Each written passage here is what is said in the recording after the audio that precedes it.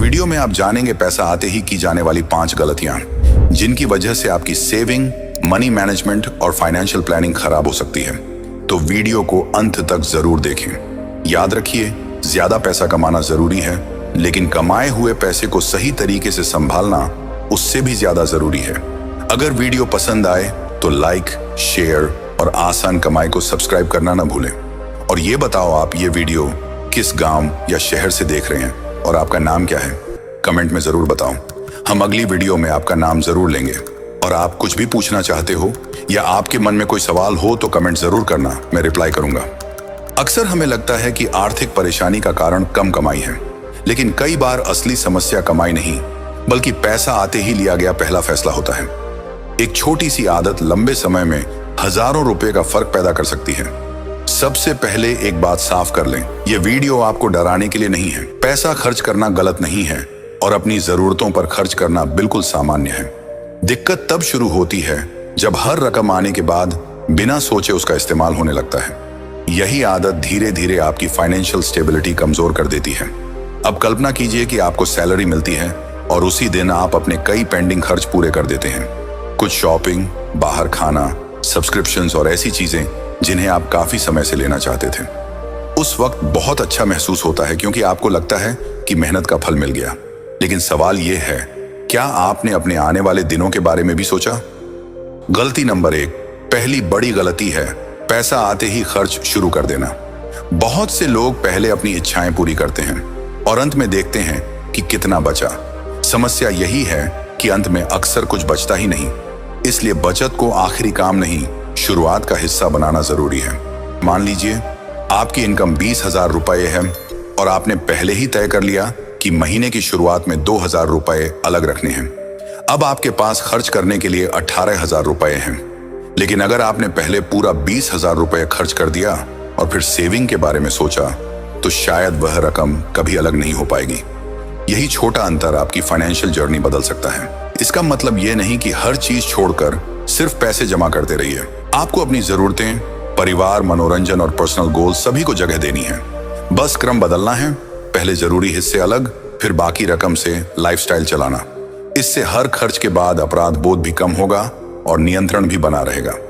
दूसरी गलती है बिना जरूरत के सिर्फ इसलिए खरीदना क्योंकि पैसा अभी उपलब्ध है। अक्सर अकाउंट में बैलेंस देखकर हमारा दिमाग कहता है अभी ले सकते हैं, लेकिन ले सकते हैं और लेना चाहिए दोनों बिल्कुल अलग बातें हैं। यही फर्क समझना फाइनेंशियल मैच्योरिटी की शुरुआत है। किसी चीज को खरीदने से पहले खुद से सिर्फ 3 सवाल पूछिए। क्या इसकी वास्तव में जरूरत है? क्या इसे खरीदने से मेरे जरूरी खर्च प्रभावित होंगे? और अगर मैं इसे आज नहीं खरीदूं तो क्या अगले महीने भी मेरी जिंदगी आराम से चलेगी? इन सवालों के जवाब कई इंपल्सिव परचेसेस को रोक सकते हैं। कई बार 200 रुपए या 500 रुपए का खर्च बहुत छोटा लगता है, लेकिन जब ऐसे छोटे पेमेंट्स बार बार होते हैं तो महीने के अंत में बड़ी रकम बन जाती है। एक कॉफी, एक फूड ऑर्डर, छोटी शॉपिंग या अननेसेसरी ऑनलाइन परचेस अकेले नुकसान नहीं लगती। असल असर इन सब के लगातार दोहराए जाने से दिखाई देता है।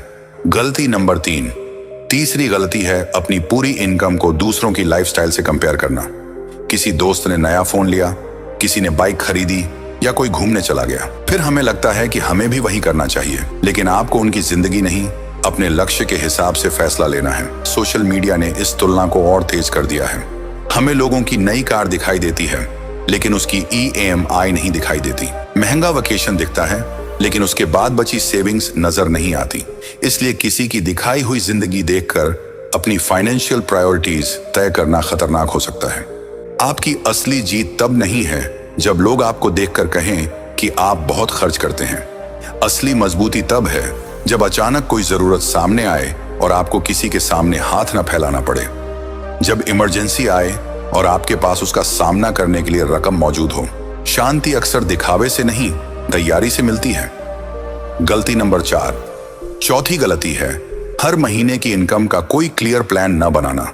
कई लोग पैसे को बस एक ही बड़ी रकम की तरह देखते हैं, फिर उसी में घर का खर्च, शॉपिंग, बिल्स, एंटरटेनमेंट और फ्यूचर गोल्स सब मिल जाते हैं। नतीजा यह होता है कि पता ही नहीं चलता कि रकम कहां चली गई।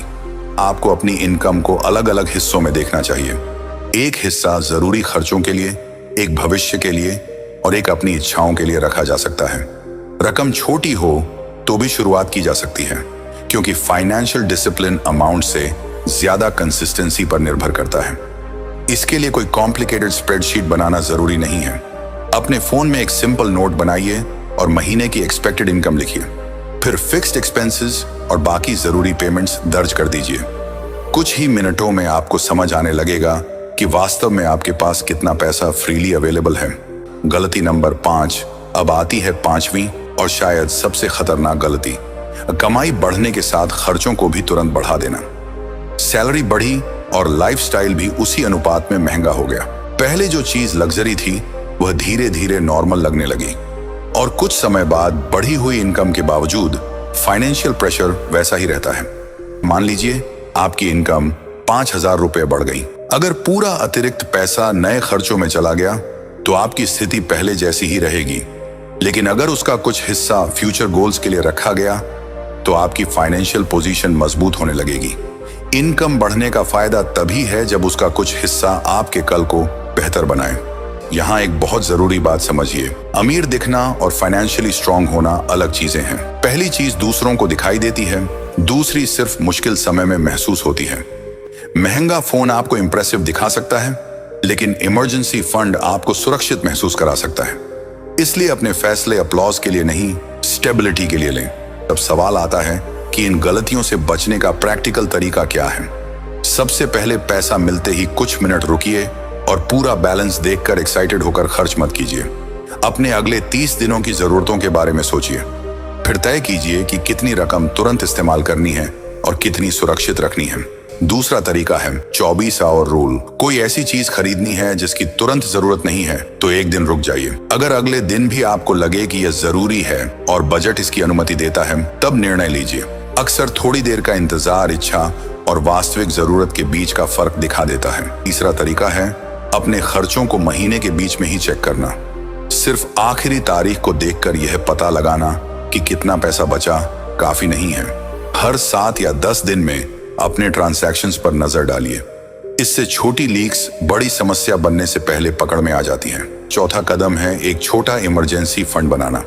शुरुआत में बड़ी रकम जमा करने का दबाव मत लीजिए। जितना संभव हो उतना नियमित रूप से अलग रखिए और उसे सामान्य शॉपिंग के लिए इस्तेमाल न करने का नियम बनाइए।